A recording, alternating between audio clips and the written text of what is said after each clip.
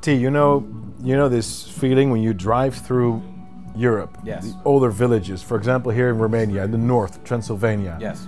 And you get this sense that there's beauty all around you. And you compare that to the modern world, where there's this complete lack of cohesion in architecture and this anonymity, and the styles are the same across the globe essentially. Well, it's extremely upsetting.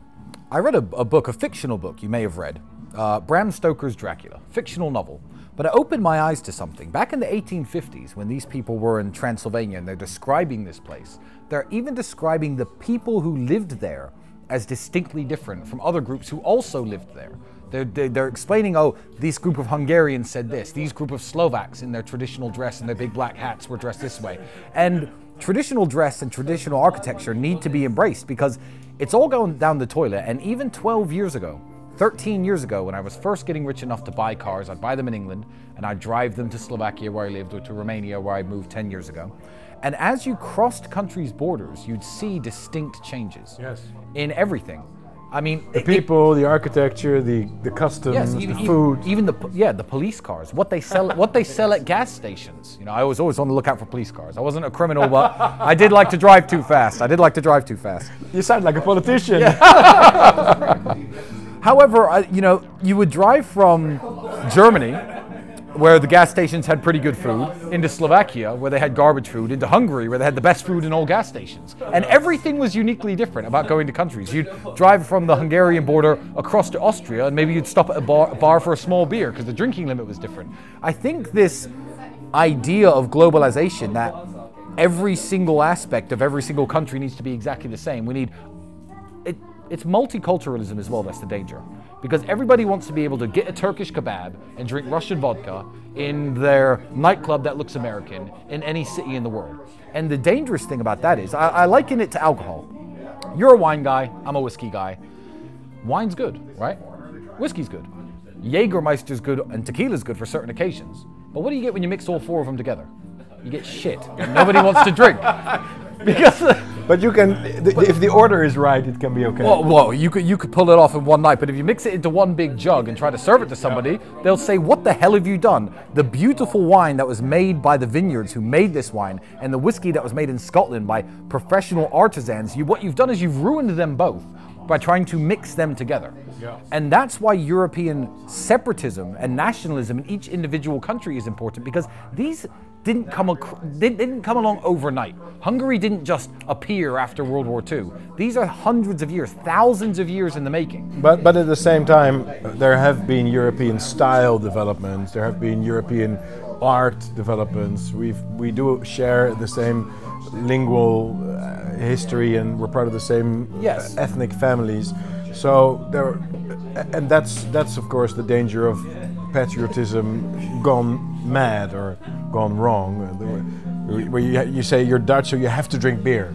Yeah, I mean, if I was I don't know much about the Netherlands, but like, sure, people in the Netherlands, probably a lot of them use Italian tailors or British tailors. Why? Because that's fine. Yeah, exactly. And people drink, I won't say Dutch beer. I'm a fan of Czech beer myself. But our cheese, on the contrary, is great. I'm not a cheese man, but I did eat a lot of it when I lived there in Alkmaar, the city of cheese. But yeah, borrowing from one another's culture is completely fine, and there's no issue with living in Moscow and wearing an Italian suit. But when you want all the tailors in Moscow to make suits that look exactly like Italian suits, what you're doing is, the Russians can't make suits as well as the Italians, in my humble opinion. So what you're doing is, you're making every country a shitter version of other countries that you could just go to and experience that culture there. Yeah. Why would you drag it all into the same place and have people who aren't good at, say, making cheese in France? It's going to annoy some people. Yeah. No, that's true. But the point about the style is that I think there are two things about it, which is the first is that people tend to think in terms of change only in political change. Whereas all the great movements that we are inspired by, the Renaissance, for example, Romanticism, whatever, they were artistic movements, they were aesthetic movements primarily, and then something followed from it, which was a societal change, economic change, political change. But Renaissance started with sculpture. Yeah. Romanticism started with poetry and music. So isn't that something that our generation is also in need of, in search of, that we need more. Obviously, being in a democratic age, everybody's thinking about change in terms of, you know, parliament has to change, or we need to vote differently. But we also need to start dressing differently. We need to develop our own style. We need to develop maybe a new architectural style, something that is vivid, that captures the imagination of people. Well, you're right, but the yearning for that an intelligent man like you will feel has been hijacked, because not everyone has a high IQ. So if we were to take cultural... but also by art institutes. Art institutes have been hijacked by postmodernism, Yes. and nobody's teaching the classics anymore, so nobody can develop. And universities have been hijacked, and there are huge cultural movements like the LGBTQ movement that has spread through Europe. So the longing for it is definitely there, but when humans long for something, Andrew once gave the example of the male masculine urge to go out and conquer can be misused by dishonest militaries who will send you to go die in foreign lands that don't benefit your country at all. And the yearning, I guess, for great societal change that's going to massively benefit you and everyone around you can be hijacked by evil people, and it is being done to the point where in Europe right now, I can't think of a single positively European-origined cultural shift that's benefiting anyone in the world or spreading anywhere. But what if you and I were to think of a new jacket? Okay. I don't know, something without this, or a particular texture, or something that is distinctly recognizable.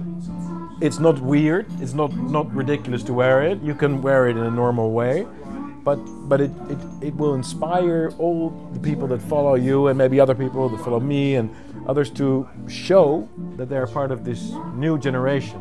Like Mao, the people that were following Mao with all these red things, and the fascists, the brown shirts. Let's not do it Mao's way. No, we do a different way. There's room for it, and people like me and you should be thinking about it, 100%. And I think also maybe different cars. Different cars. I mean, you are, in a way, you are copying the lifestyle of the previous generation. Yes. So we need something new. Yeah, you're right. You're right. We need to bring together designers, artists, maybe architectural geniuses of the new generation. Maybe this can be a general invitation for people. Maybe we should launch a competition.